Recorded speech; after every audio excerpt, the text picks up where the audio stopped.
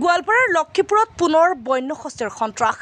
যোৱা নিশা বন্যহস্তীৰ আক্ৰমণত নিহত এগৰাকী বৃদ্ধ। নিহত লোকজন কুৰ্খাপাকুৰি গাঁৱৰ আব্দুল মালেক বুলি জানিব পৰা গৈছে।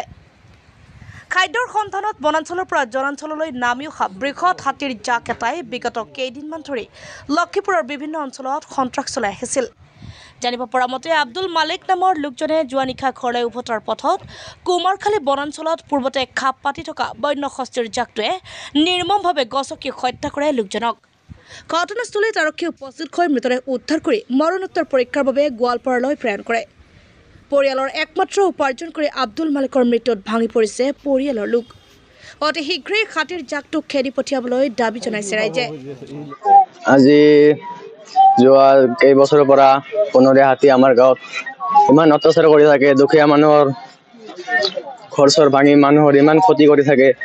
যোৱা ৰাতি মানে যোৱাকালি দিনতে বাবুবিলাক আহিছিল হাতীবিলাক। পিছত আমি ৰাইজৰ মানুহবিলাকে একলগ হৈ দিনত জুই তুই লগাই এইবিলাক খেদি দিছো। পিছত তাতে আছিল ৰাতি যেতিয়া বৰষুণ পৰিল, তেতিয়া আমি 12টা বজাত বৰষুণ শেষ হ'ল, অলপ আছিল। আমি ৰাইজৰ মানুহবিলাক ৰাস্তাত আছিলো।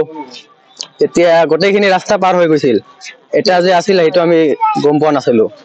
পিছত এইটো যেটা আছিল সেইটোৱে মানে পিছত মানুহটোক মানে মাৰিল। আব্দুল মালেকক এটাক কৰিলে। আব্দুল মালেকৰ ঘৰত কোন কৰে? তাৰ ঘৰত তাৰ এটা ল'ৰা আছে, 3টা ছোৱালী আৰু তাৰ ঘৈণীয়েক আছে। তেখেতৰ বয়স 54 হ'ব। গাঁওখনৰ নাম কুৰ্খাপাকুৰি পাৰ্ট 2 পাৰ্ট 3।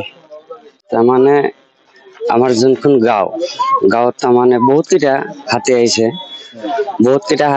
অহাৰ পিছত ধৰক আমাৰ গাঁৱত সময় আমিতো জুই থুই লগাইছো। তাৰপিছত নামি গ'ল আৰু বাঁহৰ তলি আছিল, সেই বাঁহৰ তলিত লুকাই আছিল।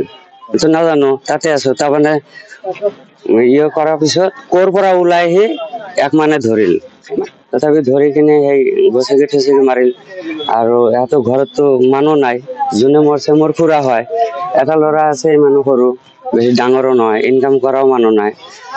মই চৰকাৰক মই এটাই ক'ব বিচাৰিম যে চৰকাৰে কিবা সাহায্য জানো কৰে। ঘৰৰ মানুহ নাই। আব্দুল মালেকৰ ঘৰ ক'ত আছিল? কুৰ্খাপাকুৰি পাৰ্ট 3।